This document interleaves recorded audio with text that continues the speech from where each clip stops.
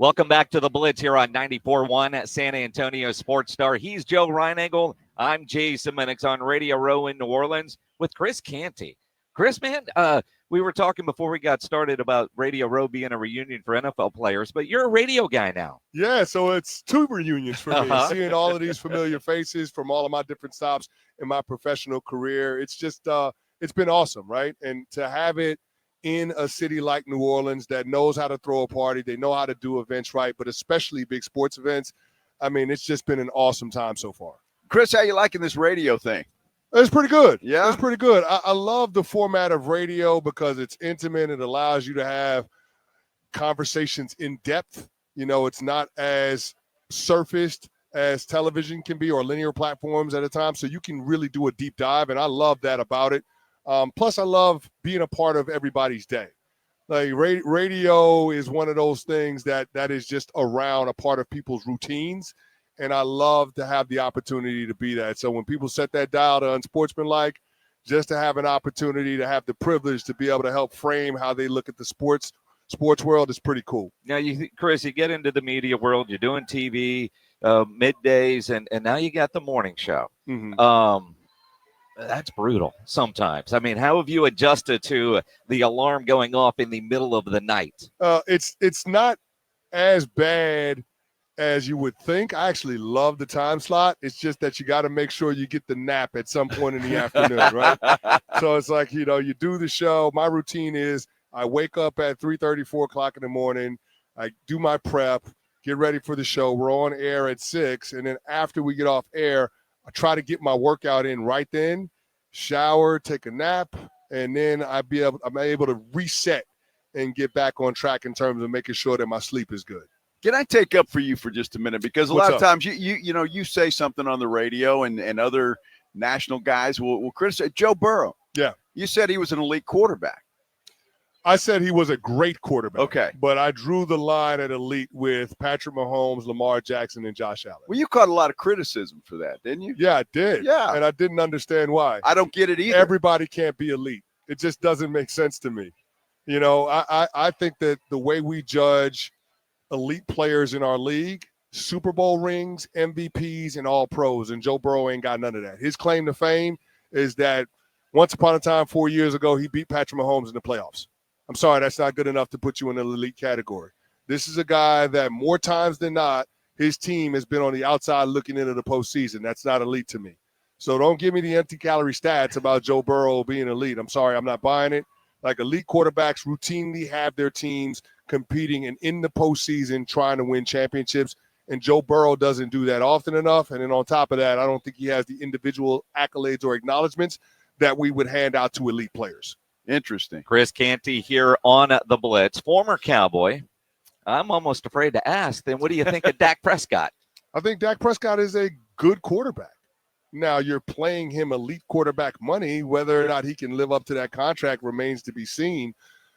But I tell you, Jerry just upped the degree of difficulty with the interruption that he had with Mike McCarthy and turning things over to Brian Schottenheimer. And for whatever people think about Brian Schottenheimer, I think it's fair to criticize the process that Jerry Jones went through in deciding to move off of McCarthy and then hire Brian Schottenheimer. It doesn't seem like he did an exhaustive search. It doesn't seem like he left no stone unturned.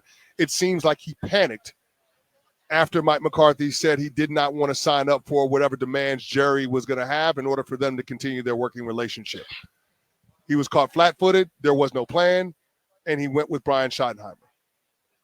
I don't know what that means for the Dallas Cowboys moving forward, but it doesn't feel like it's going to be a good thing.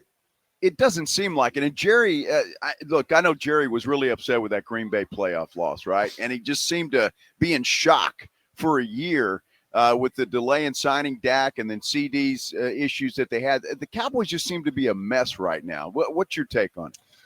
Yeah, I just don't understand why Jerry undermined the 2024 season before it even got started. He waited until the 11th hour to pay Dak and CD. If you pay those guys 4 months earlier, you've got tens of millions of dollars in cap to more to be able to fortify your roster. It just made no sense. And then on top of that, you undermine the head coach's ability to be able to backfill his staff because of Dan Quinn and several assistants leaving on the defensive side of the ball. So what are you forced to do? You're going out and getting a defensive coordinator, Mike Zimmer, who's familiar with your organization, but he was on the street. So by no means was he the best and the brightest defensive mind that you could have hired if your head coach had more job security. That's what happens when you let Mike McCarthy go in as a lame duck. Never mind the fact that the players don't respect his authority, but there's the opportunity cost of not being able to fill out the staff where you had Dan Quinn leave, where you had Joe Witt leave, where you had the other defensive coordinator in Seattle leave. Like you can't put your head coach in that situation where he can't find the best assistants to fortify his staff. And that's what Jerry did by allowing Mike McCarthy to be a lame duck. So, yeah, you can't absolve Mike McCarthy of blame, but Jerry Jones cut the legs out of the 24 season before it even got started. You know, I've said many times on this show through the offseason and during the season, for whatever reason, this year wasn't about winning for the Dallas Cowboys. The idea, because of the way they went about their roster construction, it wasn't about winning. Maybe they thought those young players could get back to the playoffs, but it wasn't about winning. But at Jerry's age, how does he waste a year? Jay, I struggle with saying it's not about winning when you pay the quarterback $60 million a year.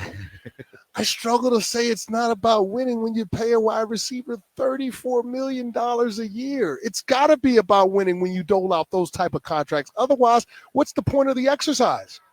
It just makes no sense. It's got to be about winning. And the fact that Jerry overvalued some of his homegrown talent and he undersold the importance of the head coach being empowered in order to create the kind of culture that you need to win championships, I think it's one of those things that gives you some pause for what the Dallas Cowboys have in store for the near future.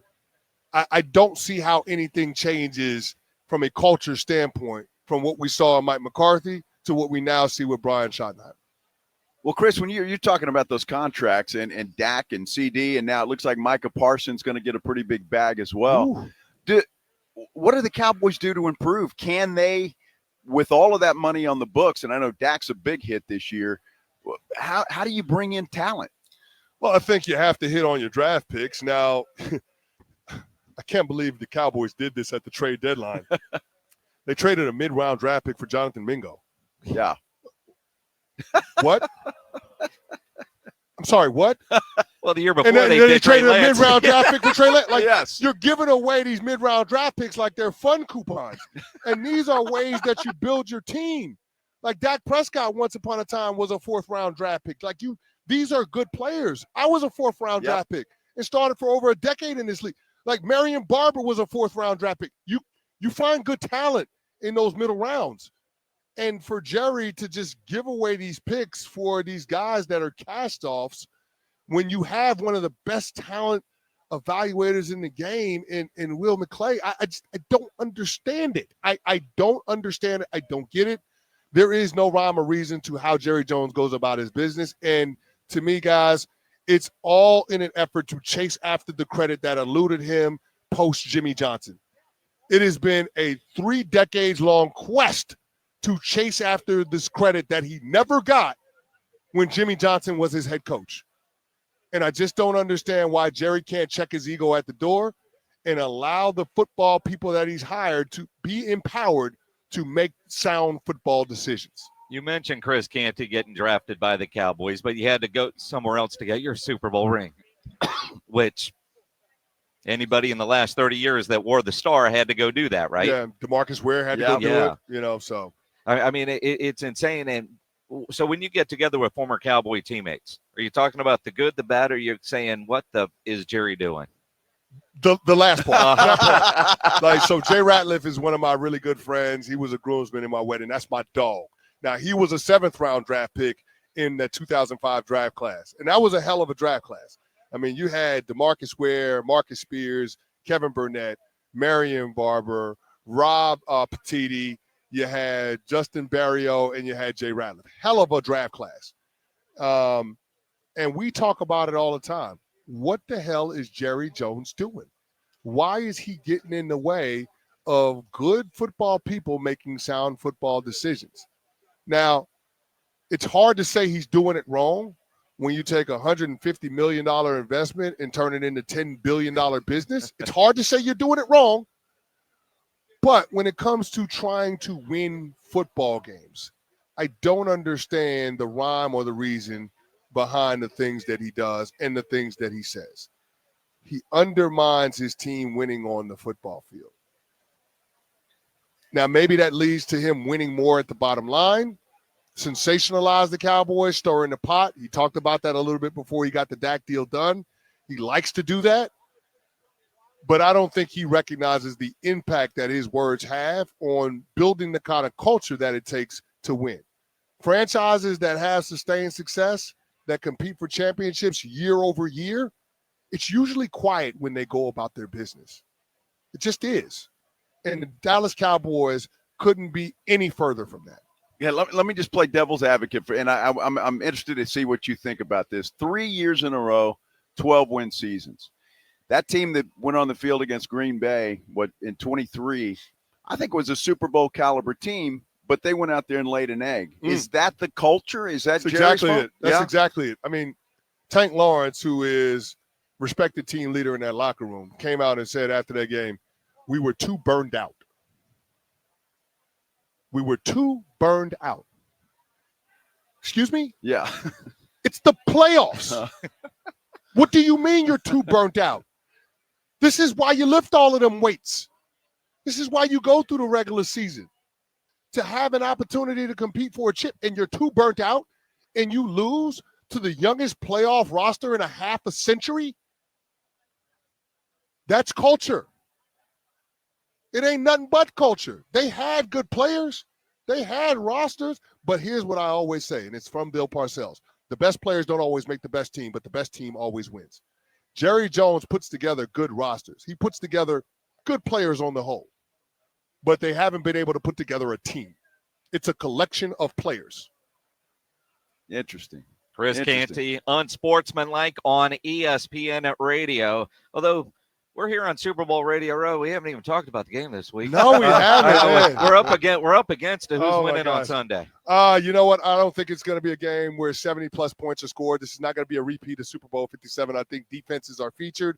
Low-scoring affair. Mahomes magic in the end. Give me the Kansas City Chiefs in a nail-biter. Wow. Appreciate that. History made. Chris Canty. By the way, appreciate the ESPN yeah, Radio. Absolutely. Swag from the network. Thank you all for having me on. I appreciate it.